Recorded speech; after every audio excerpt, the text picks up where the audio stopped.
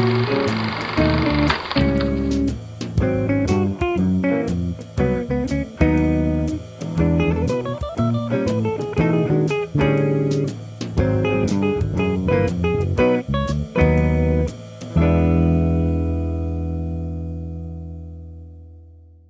right, music fans, good use of a pop song in a film, or even the definitive best use of a pop song in a film. I tend to find the songs that I'm already familiar with from my own life, but not in expected ways, when they enter in. So there are two that I can think of. One is actually Last Days, which is the Kurt Cobain movie, which I really, really disliked, except there's one scene where Michael Pitt goes into a room and there's a television playing, and you just watch a little TV screen playing Down on Bended Knee by Boyz II Men, and you watch like the whole video.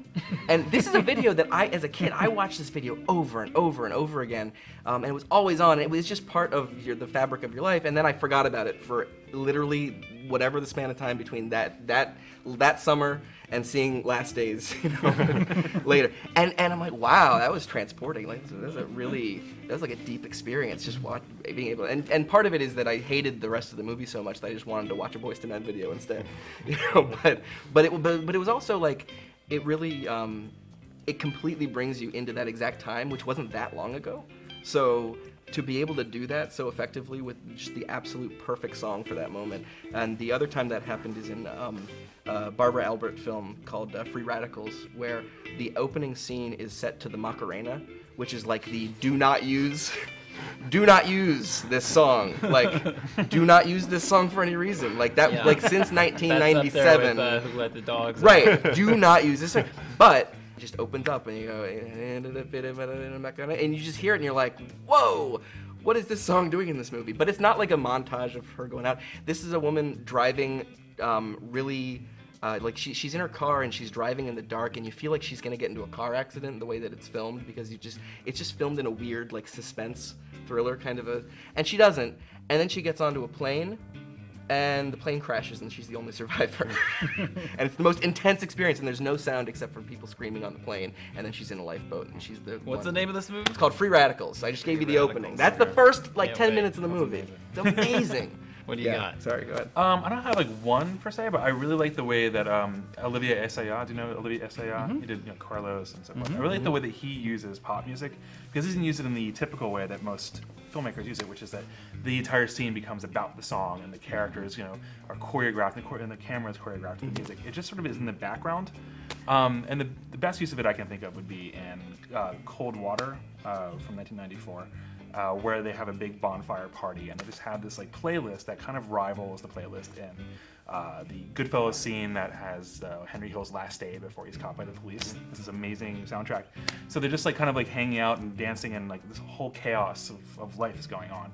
And at one part they play Up Around the Bend by CCR, and you get about a little over halfway through the song, and then you hear the needle picked up, and it goes right back to the beginning of the song. That's how much that song is awesome. But that's bold. It's pretty bold. It is pretty bold. But I mean, he also in Clean, he uses Brian Eno music really well. Like, it has this one scene where Maggie Cheung, who is she's a junkie rock star who is like fallen so hard that she has to like work at a Chinese restaurant in Paris, and like she's lost custody of her son and she's trying to win him back, and she goes barreling downstairs to go get a toke of marijuana while she's on staff. And they play this like really sad Brian Eno song called Spider and I. She's just like barreling really fast and like smoking really fast, and she's really intense and not really. It kind of hints that her son is in the back of her mind the entire time. It's this weirdly moving scene because it's not really ramming it down your throat. I think John Waters used music, particularly the Hairspray, like Madison Time. I mean, just the way he's able to use music in a way which keeps its original historical kind of valence and what it meant historically, but also to kind of drive the kind of camp relationship to that historical moment at the same time, I think is you realize how hard it is to do when you realize no one else does it quite that well. And I don't know why they bothered writing new music for the new Hairspray. Because the music is the best part of the movie.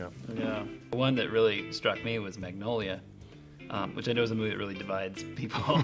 People really like it or really hate it. I really love it, even though I recognize its indulgence. But that scene where everybody starts lip syncing, the different characters. There's something moving to me about their sharing of that song that goes beyond like the really sort of on the nose message of what that song's about. Yeah. Like I don't even really listen to that. Just the way that that's constructed, it doesn't feel to me like what I first thought the first time I saw it, which was that he was just looking for an easy way to tie all the stories together because most of them don't tie together. When I looked at it again, I really just see it as that they're really sharing something. It really it moved me, and I think that there's in the same way that I wrote my film last summer about one artist's works and pulled from her different songs, I can really see how he did that without being really on the nose with Aimee Mann's music. It's also after like just like 2 hours of just intensity. After that, once that song comes in, it's just like it's such a relief. I mean, it is very, very moving. Yeah, I find. People say he rips off Scorsese a lot, and I think that like in a way that Scorsese doesn't even, or especially not anymore. I think Anderson uses pop music sometimes in really interesting ways. I despise Boogie Nights. That's the film, one of my least favorite films, and I really despise its use of pop music. Really? The Sister Christian scene Yes. drove you crazy? Yes. Oh, I love that Yeah. scene. I like it as just I mean, you know, and I guess we'll just call it an indulgent scene that has no real really business being in or out of the movie. It's just It's just a very sitting there. standalone scene, though. Yeah, it is. Yeah. It's like a short film. It's a short dropped film into the stuck at middle the of end. It's like, movie. I don't know how to end this movie, so I just made this. I had this idea for this Yeah. cool short film. So let's just do that instead. But did you see Punch right. Drunk Love? I refuse to see any of his films after Boogie You Nights. really? Punch Drunk You Love is should see wonderful. Punch Drunk Love. Punch Drunk Love is great, and he kind of a uses the musical- song from Popeye, the Shelley Duvall Yeah, He song. Needs Me. It's kind of a musical without any music in it, except for like that song, which is no one actually breaks into song, but it's like it's a very strange, like beautiful cinemascope color film. Yeah. And he finds this little piano in the street. He plunks on it a bit, and John Bryan composes kind of a really weird, like percussive score. Yeah, and all these dirges that are based on that kind of like plunking of that little goofy piano. And it has some weird songs in it, like the olive oil song from Altman's Popeye.